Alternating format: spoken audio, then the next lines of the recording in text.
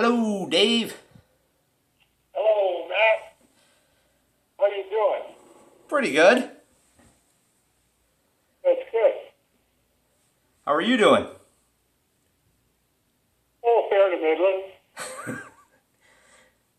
Not sick anymore? No. All right.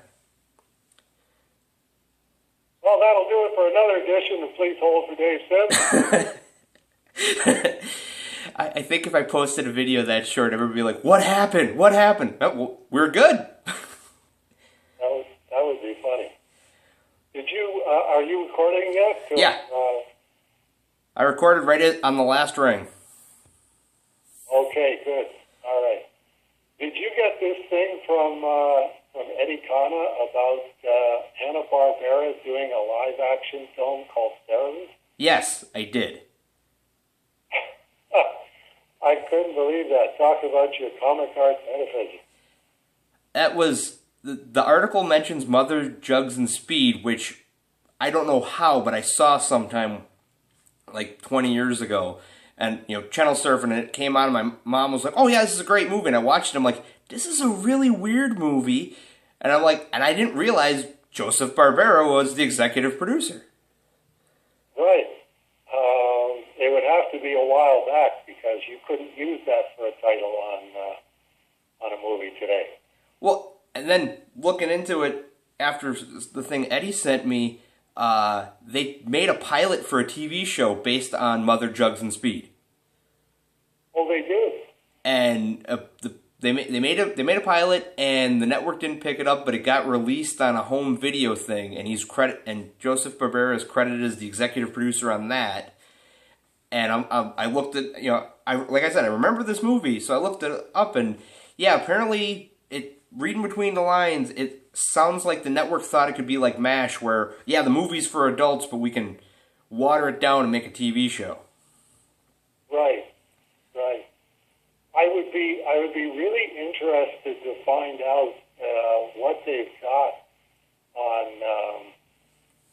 Cerebus or Cerebus I as the action thriller somewhere in the Hanna-Barbera archive, because they hung on to just about everything, I think.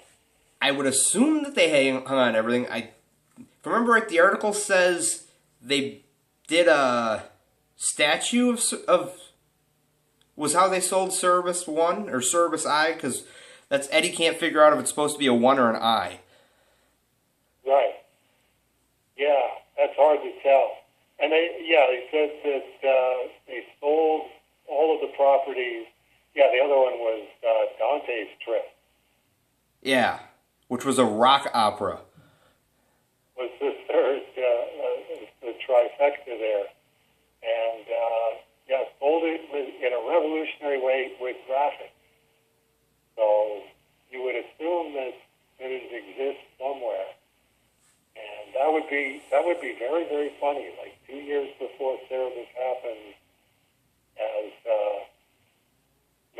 Funny Animal in a World of Humans, Hanna-Barbera is doing their first or second live action movie called Cerebus.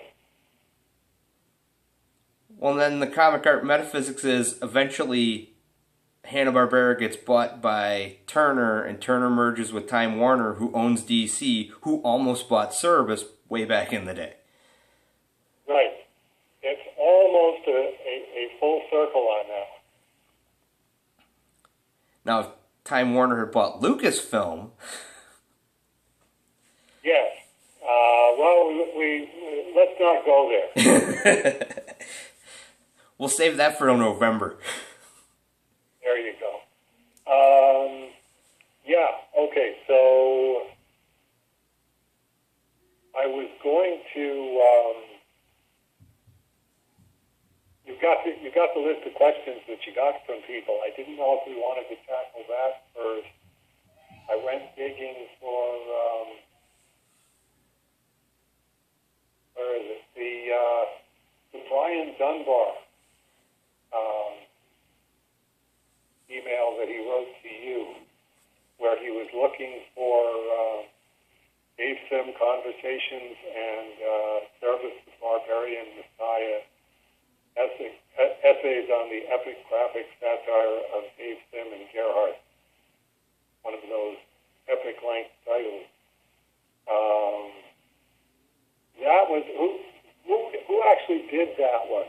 Like he's asking if I've got it, and it's like, no, we didn't publish either of those. One of them was the University Press, University of Mississippi, on the Dave Sim Conversation. I'm trying to remember. I know that Barbarian Messiah was the University Press. And it was University Press as well. Yeah. Hang on, it's just in I've actually got it in my upstairs cupboard. We'll just edit out this part. Hang on a second. And this is where the please hold comes in.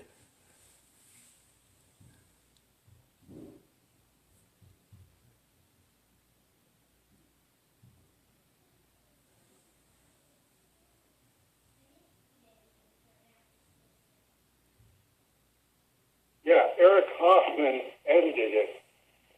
Yeah. And it's McFarlane Publishing, not spelled like Todd McFarlane, McFarland.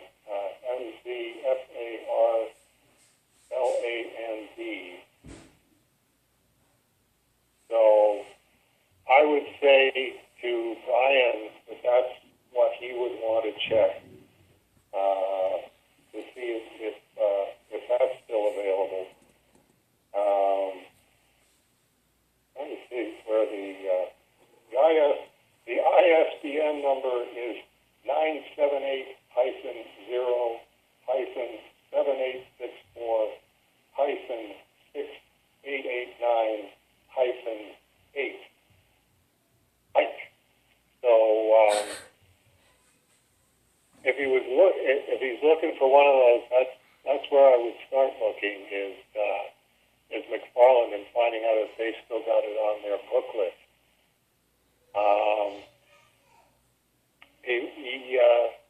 He says later on, I would fax Dave Sim myself to ask. However, I think I may have come off poorly to him in a series of faxes I sent, trying to convince them that there are still what I consider to be, quote, many people, unquote, who enjoy his work. However, to me, quote, many people, unquote, just amounts to maybe 40 or 50 comic book fans I've interacted with online at work or at comic book shops. And, he definitely had the impression that he had upset me in some way. He didn't upset me. It was just very, very weird to have people trying to tell me how popular I am when it's the vast majority of people at Dave Sim is just a completely unmentionable subject. Cerebus is a completely unmentionable subject. And for him to say that he knows like 40 or 50 comic book fans who enjoy my work, that was a weird one. He's in Oakville, I think, and he works in animation, and that's where Mike Kitchen works, is in Oakville at Rockstar Video, the people that do Red Dead Redemption or Dead Red Redemption. I can never remember which order those go in. Red Dead Redemption. Is it? Okay. Yeah. So I was wondering, does Brian work there? And he was talking about he has lunch every day with 2 or 3 female animators who are all Cerebus fans.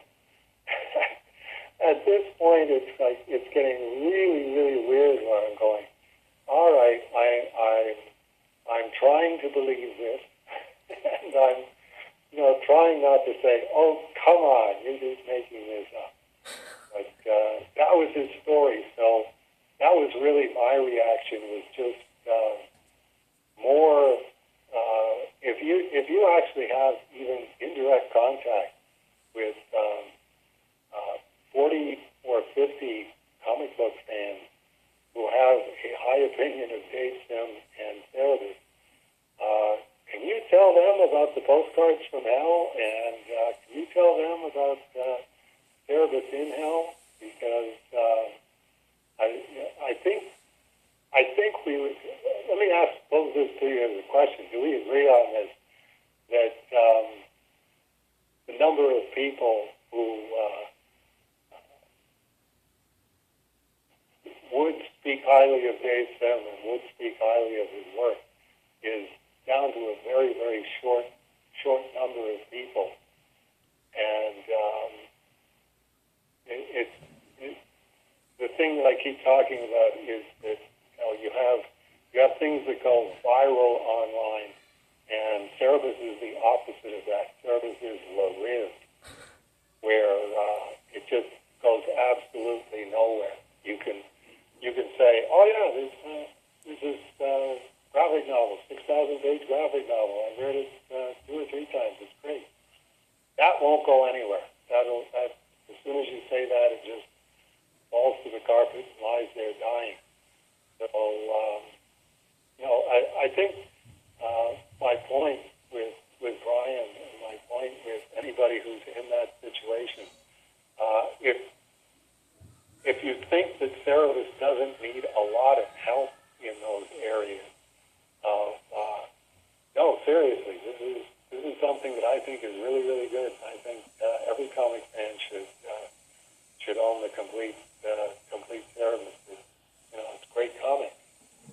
Don't listen to the people that say that Dave Sim is an evil misogynist and no one should ever talk about his work and no one should ever buy his work. So we'll start off with that. Just, Brian, there's no way at all that you upset me or that you came off poorly. It was just, no, this is really, really weird that somebody would know 40 or 50 people, like when he, checks his mental Rolodex and goes, no, I would say I probably know 40 or 50 people who think Dave Sim's work is great. If that's true, can you get them all fired up to tell people, keep buying Dave Sim's work because all of this stuff is dying on the vine because of the high school girls clique that the comic book field has turned itself into. Okay, end of rant on that one. Well, the things I've heard from some people is, they support Dave, they support his work, they don't support Cerebus and all because they tried it and they just didn't like it. Which, I understand and I like, but at the same time, it's $4 a month. If you really like Dave, it's $4, slab it, put it away. Hey, you'll have a complete set of them so that when Cerebus and all finally ends, you can say, I have a complete set, put it on eBay, and try to get your money back. There you go. Yeah, it ties in with Paul McCartney's When I'm 64, which I'm going to be finding out next year. Will you still feed me? Will you still feed me when I'm 64? I always had that reaction as well to Pete Dixon at Paradise Comics, who is world's biggest Spider-Man fan, world's biggest Steve Ditko fan, called his son Parker, which tells you exactly how much of a fan he is. And when I told him Steve Ditko's still working, he puts out more comic books than I do in his 80s, and it's like just absolutely zero interest in buying them. And it's like, well, how much of a Steve Ditko fan are you if you won't buy Steve Ditko's work? Right.